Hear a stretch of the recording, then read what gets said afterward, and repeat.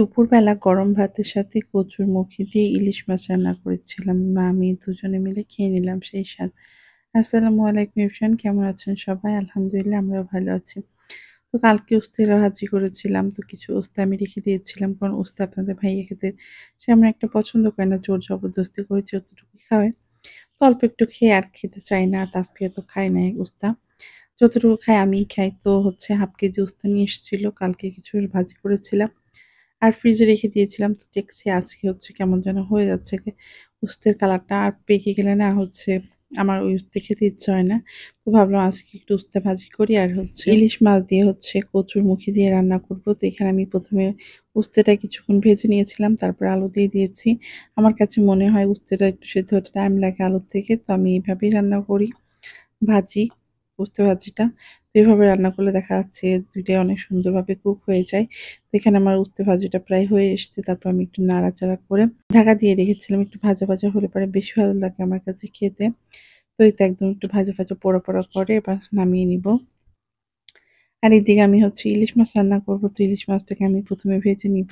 ইলিশ মাছ দিয়ে না গরম ভাতের সাথে একটু তেল দিয়ে মেখে খেতে অনেক ভালো লাগে। আবার হচ্ছে ইলিশ মাছ ভাজি, আলু ভর্তা দিয়ে খেতেও ভালো লাগে। তো যাই হোক ইলিশ মাছগুলো আমি এখানে ভেজে নিচ্ছি আর হচ্ছে কচুর মুখি দিয়ে রান্না করব। আর হচ্ছে আমার আরেকটা জিনিস খুব ভালো লাগে সেটা হচ্ছে মানকচু।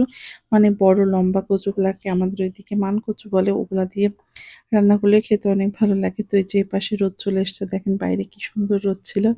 আর আমি এখানে রান্না করছি। একটু আগে রান্না করলে ভালো হতো। তাহলে আর রোদ আসতো না এদিকে। রোদ আসলে না রান্না করাটা একটু ঝামেলা হয়ে যায়। চোখে আলো লাগে বেশি। তো এই যে আমি মাছগুলা ভেজে নিব। তারপর হচ্ছে উঠিয়ে নিয়েছিলাম। আর এখানে হচ্ছে মসলা কষিয়ে আমি কচুগুলা দিয়ে দিয়েছি। দিয়ে একটু নাড়াচাড়া করে ঢাকা দিয়ে একটু রান্না করে নিব। তারপর হচ্ছে আমি এখানে কিছু আলুও দিয়ে দিয়েছিলাম। দেখা যাচ্ছে তাসফিয়া যদি কচু না খেতে চায় তাহলে ওকে আলু দিয়ে ভাত খাইয়ে দিব মাছ দিয়ে। তো সেইজন্য আমি কিছু আলু দিয়েছিলাম। এবার নাড়াচাড়া করে খুব ভালো করে মিশিয়ে নিচ্ছি সবকিছু একসাথে। আর কাদের, কাদের এটা পছন্দ তরকারি অবশ্যই কমেন্ট করে জানাবেন। কারণ আমার কাছে না ভীষণ ভালো লাগে কচু দিয়ে যেকোনো আইটেম। এখানে আমি একটু ছোলে পানি দিয়ে দিয়েছিলাম। তারপর হচ্ছে দিয়ে দিব মাছগুলা। দিয়ে নাড়াচাড়া করে একটু ঢাকা দিয়ে রান্না করে কিছু, কিছু মানুষের হাতে কিছু রান্না থাকে স্পেশাল সেগুলো অনেক ভালো করে।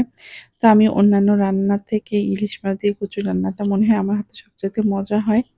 তো যাই হোক এবার রান্না করা হয়ে গিয়েছে। মা মেয়ে মিলে গরম ভাতের সাথে কচুর মুখি দিয়ে ইলিশ মাছ খেয়ে নিলাম। সেই স্বাদ। তো আজকে ভিডিওটা কেমন হয়েছে সবাই কমেন্ট করে জানাবেন। আজকে এই পর্যন্তই। ভালো থাকবেন, সুস্থ থাকবেন। আল্লাহ হাফিজ।